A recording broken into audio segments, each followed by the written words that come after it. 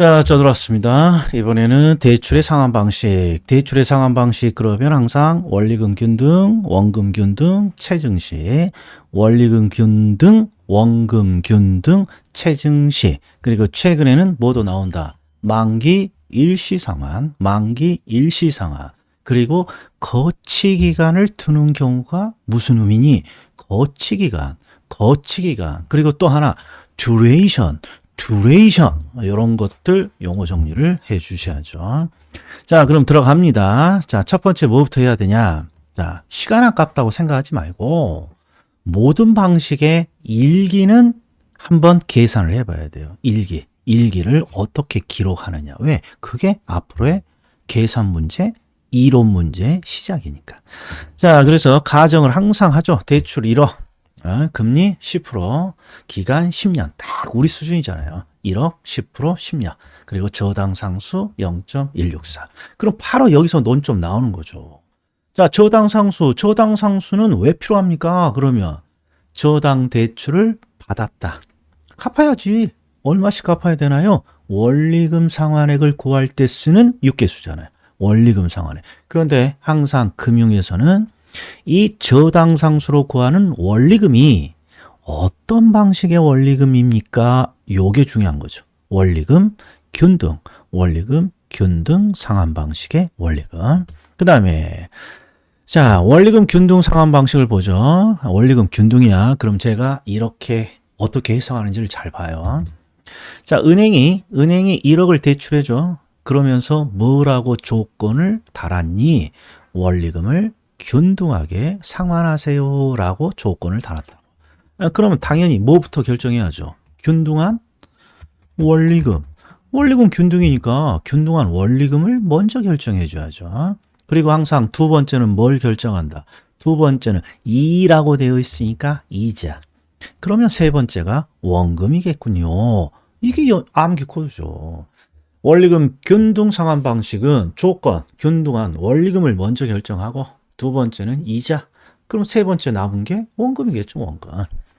자, 그리고 원리금은 대출 금액의 저당 상수를 곱해서 1,630만 원 이렇게 구해지는 것이고, 그리고 첫 해 이자는 1억에 10% 이자를 첫 해 줘야죠. 1,000만 원. 그럼 결국 1,630만 원에는 원금과 이자가 포함되어 있는 건데 이자가 1,000만 원이면 원금은 결국 630이겠군요. 그래서 일기를 딱 기록한 다음에 이제 출제자는 이 뒤쪽을 물어보는 거죠. 자, 그런데 진리야, 진리. 이자가 시간의 흐름에 따라 어떻게 됩니까? 그러면 무조건 감소지. 이자는. 왜요? 항상 원금을 상환하잖아요. 그러니까 빚을 갖고 있으니까 이자는 항상 감소해요. 항상 감소. 그런데 원리금 균등은 아주 독특한 구조가 있어요. 독특한 구조. 이게 무슨 뜻이냐? 요 두 개를 합치면 항상 1,630으로 고정돼야 돼. 고정. 그런데 이자가 감소해. 그러면 원금은 늘어야만 둘을 합치면 1,630으로 고정이 된다 이런 말이에요. 그러니까 항상 이 말이 잘 나와. 자, 원리금 균등 상환액은요. 원리금 균등 상환 방식의 이자는요. 시간의 흐름에 따라 감소해요. 당연한 거잖아. 이자는 감소해. 그런데 이자가 감소하는 것만큼 원금은 늘어나게 됩니다. 이자가 감소하는 것만큼 원금은 늘어나게 됩니다. 이게 안 나오면 우리 시험 문제가 아니라는 거죠. 그래서 밑에 암기하자가 있죠. 암기하자. 원리금 균등에서 항상 시험에 나오는 건 이자는 감소해요. 따라서 이자가 감소하는 것만큼 뭐가? 원금 상환액이 늘어나요. 원금의 상환액이 늘어나요. 이거 안 내면 우리 시험 문제가 아니죠. 자, 그 다음에 보죠. 자, 원금 균등이에요. 원금 균등은 1억을 대출해주면서 원금을 균등하게 갚어 이 사람아. 그럼 당연히 균등한 원금을 먼저 결정해야죠. 어떻게? 1억을 10년 동안 갚아야 되니까 1,000만 원. 자, 그리고 두 번째는 항상 이자예요. 첫 해 이자는 1억에 10%, 1,000만 원. 그러면 마지막에 원금과 이자 합계. 우리가 원리금이죠. 원리금 어떻게? 원금 1000, 이자 1000 해서 2000 이렇게 나오게 되는 거죠. 자, 그럼 이제 뒤쪽을 물어보는 거예요. 보세요. 이자의 흐름이 어떻게 됩니까? 이자는 항상 감소한다니까요. 진리야, 진리. 예. 자, 그리고 원리금이 어떻게 되나요? 이걸 조심하라, 원리금. 자, 원금은 또이또이고, 이자는 감소해요. 그럼 원금과 이자 합계는 결국 감소하게 되는 거잖아요. 감소.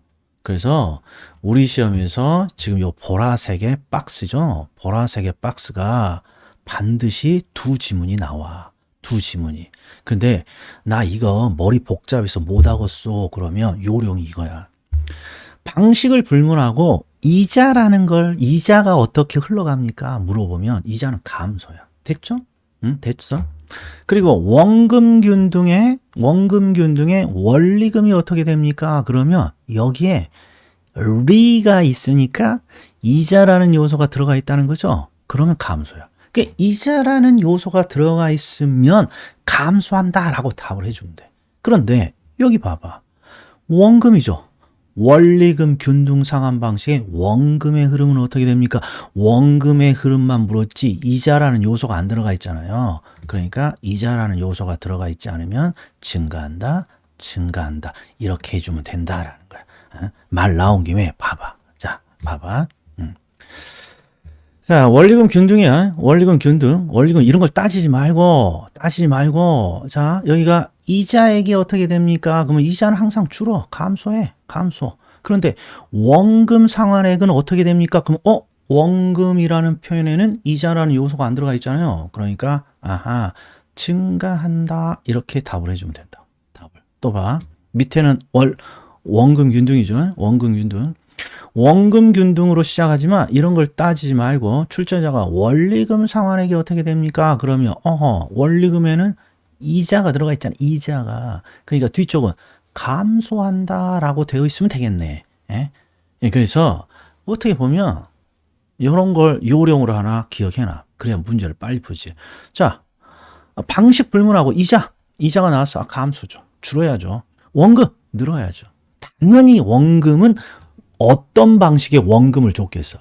원금 균등 상환 방식의 원금을 묻지는 않겠지. 원금 균등 상환 방식의 원금은 항상 동일하니까. 그래서 원리금 균등 상환 방식의 원금을 낼 거야. 이 100%야. 그러니까 그냥 원금 나오면 증가. 원리금 이자가 들어가 있네. 감소. 이런 요령이 있어야 된다.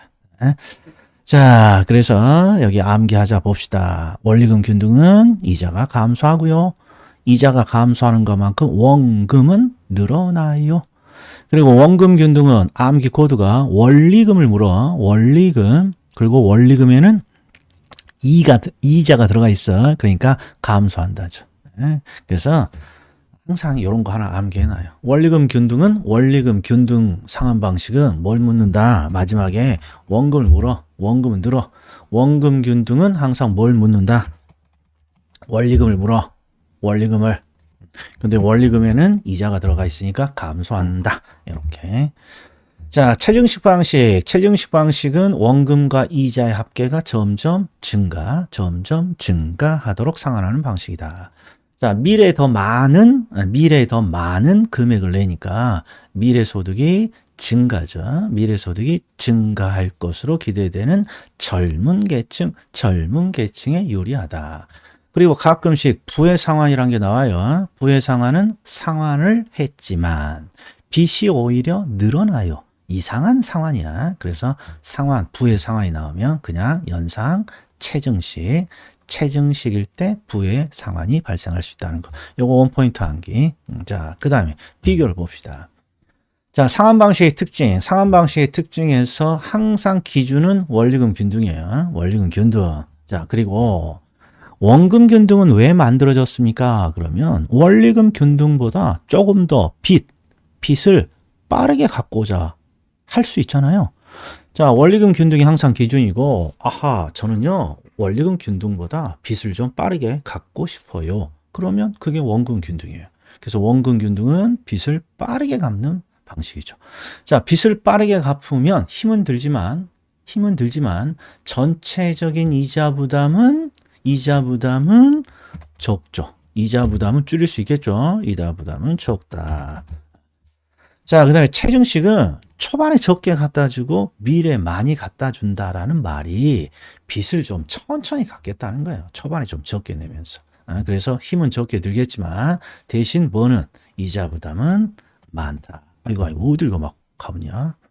이자 부담은 많다. 자, 그러면 여기서 이제 힌트를 봐봐. 힌트를. 어떤 상환 방식을 비교할 때 차입자는요, 차입자 입장에서는 항상 이거 하나만 기억하면 돼. 차입자 입장에서 빚을 빠르게 갚느냐. 왜? 빚을 빠르게 갚으면 이자 부담을 조금 줄일 수 있겠죠. 이게 이자 부담을 줄이기 위해서 빚을 빠르게 갚는 방식이냐. 그렇지 않으면 이자는 조금 더 부담하면서 빚을 천천히 상환하는 방식이냐. 이것만 딱 비교해 주면 된다. 자, 이거 봐요. 만기 일시상환은 뭘 일시에 상환하는 거예요? 원금을 만기에 일시 상환하는 거잖아요. 그러니까 상환기간에는 이자만 내는 거야. 상환기간에는 이자만 내다가 만기에 원금이 빚이니까 빚을 일시에 상환합니다. 그러면 위에 언급한 방식에 비해서 어떤 특징이 보여? 얘는 빚을 완전히 천천히 갚는 방식이구나. 가장 천천히 갚는 방식이구나. 이런 느낌이 와야 된다고. 그렇죠. 만기의 빚을 한 방에 갚으니까 빚을 가장 천천히 갚겠죠. 그러면 이자는 가장 많겠네요. 이자 부담은 많이 하겠네요. 이런 느낌이 있어야 된다. 자, 그 다음에 거치기간이 있어요. 거치기간. 자, 거치기간. 우리가 대출을 실무적으로 받다 보면 이런 게 있어요. 내가 주택담보대출을 받아서 주택을 구입했어요. 그러면 대출을 받아서 주택을 구입했으니까 내 돈에 여유가 있겠구나. X죠. 왜? 아니, 우리가 주택대출을 보면 담보물에 100%를 빌려주지 않잖아요. 그러니까 내 돈, 그 다음에 젊은 층은 영혼까지 끌어다가 주택을 구입할 수밖에 없잖아요. 그러다 보니까 항상 주택담보대출을 받아서 집을 구입하게 되면 내 돈이 거의 없어요. 그래서 대부분 은행에서는 3년 거치, 5년 거치라는 거치 기간을 둬요. 근데 이런 거치 기간은 어떤 특징이 있니? 그러면 원금을 갚지 않는 기간이에요. 다른 말로 원금을 걸어놓는 기간이다. 이렇게 생각하면 돼요. 그럼 결국 뭐만 내는 거예요? 이자만 내는 기간이에요. 근데 중요한 건 그냥 원금을 갚지 않고 이자만 내? 그럼 어떤 뜻이 들어요? 아하, 빚을 조금 천천히 갚을 수 있도록 해준 제도구나. 이런 느낌이 와야 된다고. 이게 3년 거치, 이게 3년 동안은 이자만 내고요. 3년 이후부터 빚을 갚으세요. 이런 거잖아요. 그러니까 조금, 그렇죠. 천천히 갚도록 만든 제도예요. 자, 그러면 거치 기간이 있으면 빚을 조금은 천천히 갚는 거니까 차입자가 부담해야 되는 이자는 어떻게 되겠어요? 조금 더 내야겠죠. 바로 이런 게 상환 방식의 특징이다라는 거예요. 자, 그리고 자, 상환기간의 전체 비교. 상환기간 전체 비교는 항상 뭐만 해주면 돼? 누적 이자만 해주면 돼요. 누적 이자. 빠르게 갚는 방식일수록 이자가 적겠죠. 그래서 빠르게 갚는 방식이 원금균등. 그래서 이자가 제일 적네요. 전체적인 이자가. 천천히 갚는 방식이 점점. 그러니까 이자가 제일 많고. 만약에 여기에 만기 일시상환이 들어가잖아요. 만기 일시상환. 그러면 점증보다도 더 천천히 갚는 거니까 이렇게 되는 거예요. 이렇게. 자, 그리고 듀레이션은 상환기간이에요. 실질을 반영한 상환기간. 그러니까 포인트가 뭐니? 기간이야, 기간. 시험은 상환기간이라고 나오기도 하고 회수기간 이런 표현을 쓰기도 하지만 결국 기간이라는 거예요. 그럼 어떻게 하면 돼요? 빚을 빠르게 갚으면 짧아지겠네, 기간은. 그래서 빠르게 상환하는 방식일수록 듀레이션이라는 기간은 짧다. 듀레이션의 duration,에 대한 해설은 생략. 자, 그럼 이제 한번 봅시다. 연습하자 비교야. 반드시 두 지문 이상 있어야 연습하자. 이런 거야. 초기 저당 지불액을 딱 주고, 초기에 원금 균등이 크니 원리금 균등이 크니 이런 거야. 자, 그 다음에 또 봐. 대출기간 초기에 차입자가 상환해야, 중도 상환 시 차입자가 상환해야 될 저당 잔금이라는 걸 딱 주고 원리금 균등이 많니 원금 균등이 많니. 이것도 봐요. 이것도 상환기간 전체에 누적 이자액을 주고 누가 더 많니 적니. 그럼 제가 어떻게 하라 그랬냐. 항상 주어만 찾으라고 했어. 주어만. 여기는 원금 균등이 이게 주어죠. 원금 균등이. 그리고 원금 균등이니까 위에다가 뭐라고 적어. 빠르게 갚는 방식이잖아요. 그러면 초기부터 은행에 갖다 바치는 저당 지불액은 야 많을 것 같은데 많다 이렇게 추정만 해주면 되죠. 또 봐. 저당 잔금이야. 여기는 주어가 원리금 균등이죠. 원리금 균등. 자, 원리금 균등은 뒤에 있는 원금 균등보다 어떤 특징이 있어요? 천천히 갚는 거라니까. 천천히. 원금 균등이 빚을 빠르게니까 원리금 균등은 천천히 갚는 방식이겠죠. 그럼 어떤 삘이 와야 돼요? 야, 원리금 균등은 빚을 천천히 갚으니까 남아있는 잔금은 야, 보다 많을 것 같은데 보다 많다. 이렇게 돼야 돼요. 보다 많다. 그냥 또 봐요. 자, 상환기간 전체 누적 이자액인데 주어가 뭐다? 원리금 균등이에요. 원리금 균등. 그럼 밑에다 뭐라고 적어? 이건 천천히죠. 원금 균등에 비하면 천천히 갚으니까 힘은 적게 들겠지. 그러나 전체적인 이자액은 보다 많다지. 이런 식으로 추정하는 게 가장 빨라요. 자, 또 봐요. 자, 저당 지불액은 은행에 갖다 바치는 돈 전체 원금과 이자예요. 주어가 뭐라고 되어 있냐? 원금 균등이 이거 빠르게 갚는 방식이죠. 빠르게 갚아야 되니까 초기부터 은행에 많이 갖다 줘야죠. 보다 많다. 자, 이번에는 저당 잔금이야. 저당 잔금 원리금 균등은 천천히 갚죠. 그러니까 남아있는 잔금은 보다 많다. 그 다음에 원리금 균등은 천천히 갚는 방식이죠. 그러니까 이자는 더 내야죠. 보다 많다. 그러니까 요 박스의 뒤는 다 보다 많다야. 많다야. 이걸로 맞춰 놓은 것이죠. 자, 그러면 문제 한번 풀어봅시다. 자, 다시 한번 봅시다. 요건 제가 풀을게요. 자, 원리금 균등 상환 방식의 원리금은 어떻게 구하나요? 대출 금액에 뭘 곱한다? 저당 상수를 곱하여 구합니다. 그리고 원리금 균등, 원금 균등 2번, 3번 같은 게 어떤 흐름을 묻는 거예요. 그럼 항상 어떤 요소가 있으면 이자라는 요소가 있으면 감소한다고 하고요.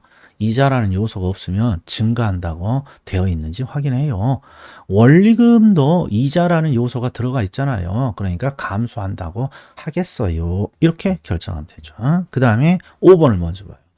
체증식은 대출기간 초기에 원리금 상환액을 적게 하고 시간의 경과에 따라 늘려가는 방식입니다. 맞았네요. 맞았어. 자, 그런데 이제 4번을 한번 보십시오. 4번. 잠시만. 제가 요 부분을 지웠어요. 그리고 요거 비교를 잘 해봐요. 요거 비교를. 자, 원금 균등 상환 방식의 매기 원리금 상환액은요, 시간이 흐름에 따라 감소합니다. 너무 잘 나와요. 자, 그런데 매번 이것만 내니까 이상한 거야. 야, 매번 이것만 내니까 다 맞추는 거야. 그래서 원리금 상환액 대신에 DTI를 이렇게 집어넣을 때가 가끔 있단 말이에요. DTI. 그러면 암기 코드가 이거야. DTI. DTI는 항상 뭐에서 뭐가 차지하는 비율이죠? DTI는 소득에서. 소득의 DC니까 소득에서 원리금 상환액이 차지하는 비율이죠. 그러니까 결국 DTI는 뭐랑 연동됩니까? 원리금 상환액의 크기랑 이렇게 연동이 되는 지표예요. 그래서 항상 DTI가 나오면 제가 위에다가 세 글자 뭘 적으라 그랬어요. 원리금. 그리고 요걸 그냥 보지 마. 그럼 뭐랑 똑같아요?